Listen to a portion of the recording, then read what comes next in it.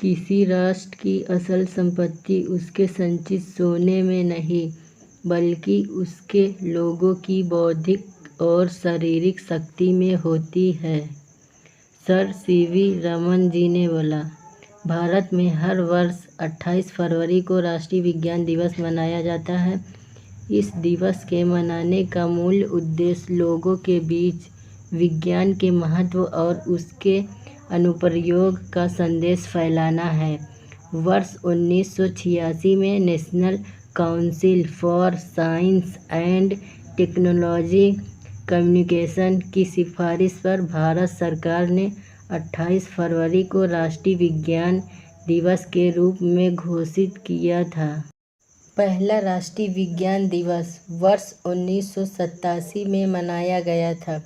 रमन प्रभाव और इसके वर्तमान उपयोग।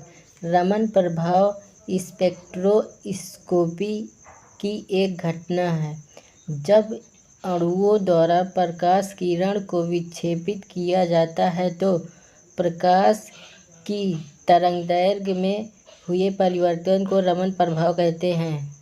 रमन प्रभाव का उपयोग दवाई, शल्य चिकित्सा, सुदूर संवेदन, भूविज्ञान, खनिज विज्ञान और फॉरेंसिक में किया जा रहा है। रमन प्रभाव का सर्वाधिक और सार्वजनिक उपयोग हवाई अड्डों, मेट्रो स्टेशन, मॉल या सुरक्षा के अन्य स्थानों पर स्कैनिंग के तौर पर देखा जा सकता है। भारत और वैज्ञानिक उपलब्धियां। भारत अपनी वैज्ञानिक क्षमता और मजबूती के लिए विश्व स्तर पर पहचाना जाता है। भारत आयुर्वेद और पर्यावरण संवेदनशीलता, चिपको आंदोलन आदि की भूमि है। यह वो भूमि है जहाँ पोखरण द्वितीय जैसे सफल परमाणु परीक्षण और सीवी रमन और अन्नामणि जैसे वैज्ञानिक जन्मे। स्वतंत्रता के बाद से विज्ञान और प्रौद्योगिकी के क्षेत्र में भारत की उपलब्धियां। पंचवर्षीय योजना की स्थापना जिसने वैज्ञानिक अनुसंधान को प्राथमिकता, कृषि अनुसंधान और हरित क्रांति। आर्यभट्ट भारत का पहला उपग्रह। अग्नि भारत की रणनीतिक मिसाइल। DNA fingerprint. पोखरण द्वितीय परमाणु परीक्षण। चंद्रयान-1 चंद्रमा मिशन। पोलियो मुक्त Bharat. Mars orbiter mission. Mangalyaan startup को प्रोत्साहन। इसरो का गगनयान कार्यक्रम। कोविड-19 वैक्सीन अनुसंधान और टीकाकरण अभियान। सीवी रमन का जीवन वृत्त। सीवी रमन का जन्म वर्ष 1888 में तिरुचिरापल्ली में हुआ था। भौतिकी में स्नातक करने के बाद रमन ने भारतीय वित्त विभाग में नौकरी भी की थी। वे प्रेसिडेंसी कॉलेज मद्रास विश्वविद्यालय में प्राध्यापक भी रहे थे।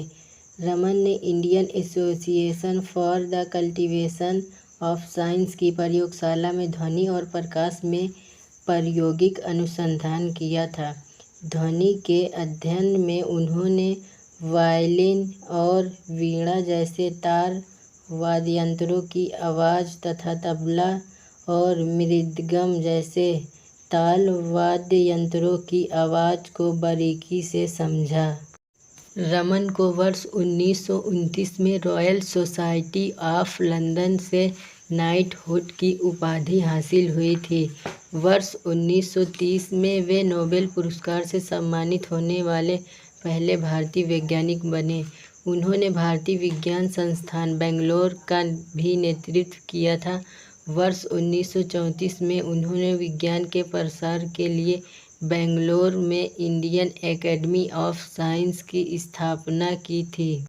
उन्होंने रमन रिसर्च इंस्टीट्यूट की स्थापना भी की थी।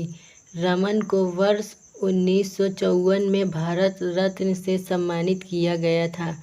उन्हें वर्ष 1957 में लेनिन शांति पुरस्कार भी मिला था।